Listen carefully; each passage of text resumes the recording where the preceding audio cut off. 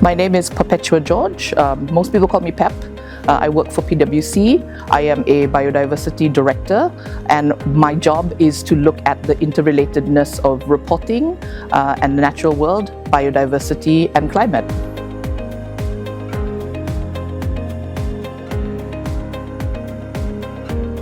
So the TNFD is, of course, the Taskforce on nature-related financial disclosure. It's the sister disclosure framework to TCFD, or the climate-related financial disclosure piece. The frameworks are the same, and it really is looking at how we integrate financial reporting to impacts and dependencies related to both climate and nature. So the TNFD piece is coming off the back of what we call the Biodiversity Plan, which is short for the Kunming-Montreal Biodiversity Framework, which was agreed at the Conference for Biodiversity COP in 2022. So that is the equivalent of the Paris Agreement moment for climate. So within that agreement, and Malaysia is a signatory of it, there is a requirement in particular for financial institutions and large multinational corporates to report on the impacts and risks related to their business on nature. So this is where we're starting to see the movement away from just being financial disclosure on its own to how that links up to impacts on climate, but also extended to that, how that relates to the nature components of it. Why accountants need to care?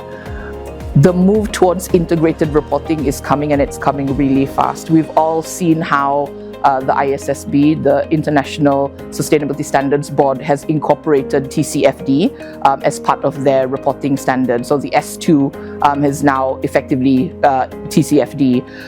They announced earlier this year in April 2024, that they were starting to look at nature and human rights as part of that extension as well. And we expect that this will mean one of the next coming S standards within ISSB will be on nature. And because the markets and the stock exchanges are asking for reporting against ISSB, we're seeing this across many country stock exchanges, and Malaysia is one as well that's currently discussing this. Once nature becomes an integrated part of the S standards, it will mean that companies will be required, in much the same way as climate, to be also reporting this in an integrated way. So effectively, accountants need to care now, and they need to know what's coming to help them in moving forward in how a company reports. That's a really interesting question, and one that we get a lot. Someone made a comment once before, quite a famous one, that basically said accountants will be the ones to change the world, right? And the shift towards sustainability does, in many parts, fall on the requirements of financial reporting. So in many ways, accountants don't need to panic. I think that's the first message. Don't panic.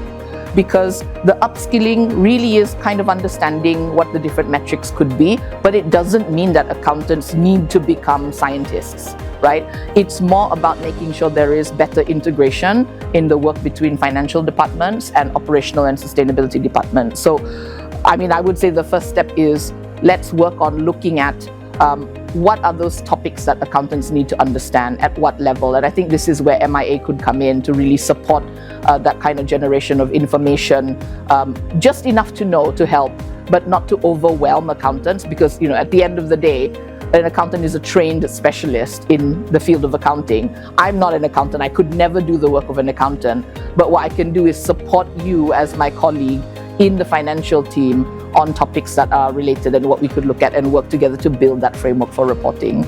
So I think understanding the topic, understanding the standards, and again, all of these things are familiar to the accountancy world. You have a standard, you understand the standard, you report against the standard, and you assess against the standard.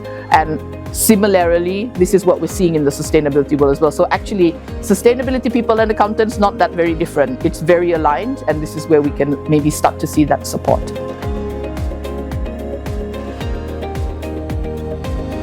That's an interesting one. It's come up quite a bit. So just to point out that PwC, in the work with TNFD, we chaired what was called the Data Catalyst Initiative. So this is DCI, under the TNFD. And it was precisely to look at what kind of data is available and what are the challenges relating to reporting as in TNFD and data. Interestingly, the findings from the DCI was, it's not that there's not enough data. In fact, sometimes there's too much data. And the challenge really is, how do you take the data and make it usable? So it's quality of data, not so much quantity, but the kind of, like, is it replicable? That's the first question.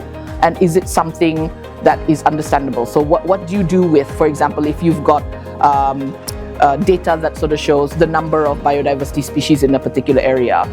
I mean, I would say, so what? What does it mean? What does the company have to do? So it's not so much about having that data, but how do you then take that data to make it workable for what the company needs to do and how you report against it? So it's being clever about how you use the data rather than just talk about data in itself.